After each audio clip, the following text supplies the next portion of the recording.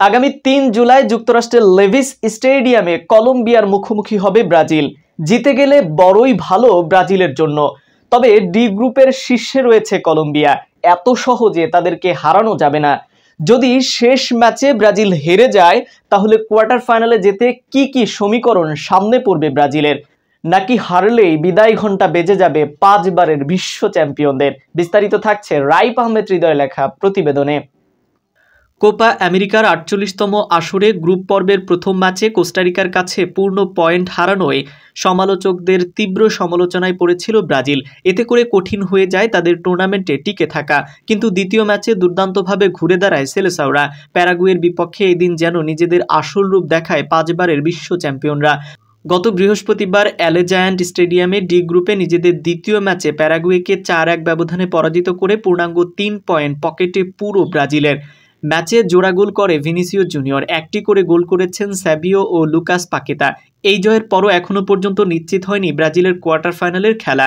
আগামী বুধবার 3 জুলাই যুক্তরাষ্ট্রের লেভিস স্টেডিয়ামে বাংলাদেশ সময় সকাল 7টায় নিজেদের গ্রুপ পর্বের শেষ ম্যাচে ডি গ্রুপের শীর্ষে থাকা দল কলম্বিয়ার মুখোমুখি হবে তারা। এই ম্যাচে তাদের জিততেই হবে কিংবা 1 পয়েন্ট নিতে হবে, তবেই নিশ্চিত হবে কোয়ার্টার ফাইনাল।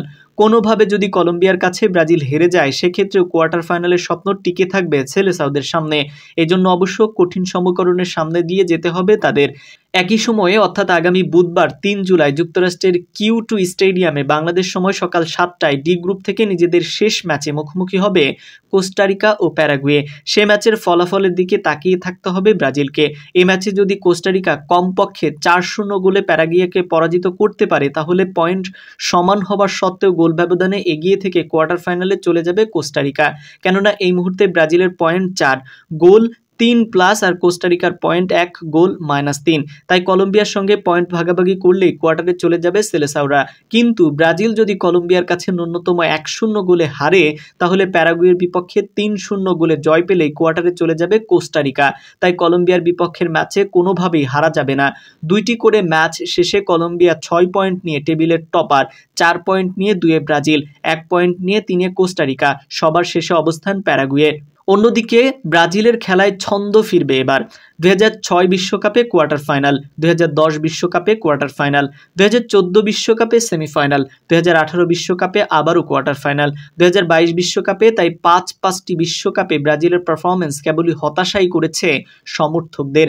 একসময়ের পরাক্রমশালী দলটা গত 2 দশক ধরে বারবার হোঁচট খেয়েছে, একই ভুলের মাসুল দিয়েছে বারবার। কিন্তু বর্তমানে ব্রাজিলের অবস্থান আরও তলানিতে। খেলায় নেই কোনো ছন্দ, খেলোয়াড়দের মাঝেও ভালো করার তাড়না নেই। যদি প্যারাগুয়ের বিপক্ষে ম্যাচে ঘুরে দাঁড়ানোর ইঙ্গিত দিয়েছিল দলটি, কোপা আমেরিকায় নিজেদের দ্বিতীয় ম্যাচে 4-1 গোলে জয় পায় ব্রাজিল। মাঠের খেলাতে আধিপত্য ছিল তাদের। আগের ম্যাচে অবশ্য কোস্টারিকার বিপক্ষে রীতিমতো হাঁসফাঁস করেছে সেলেসাওরা। 74% বল দখলে রেখেও পূর্ণ 3 পয়েন্ট নিয়ে মাঠ ছাড়তে পারেনি তারা। উল্টো একের পর এক গোলের সুযোগ হাতছাড়া করে বিরক্তি বাড়িয়েছে দর্শকদের। এর আগে জুন মাসে 2টি প্রীতি ম্যাচেই হতশ্রী রূপ দেখা গিয়েছিল তাদের।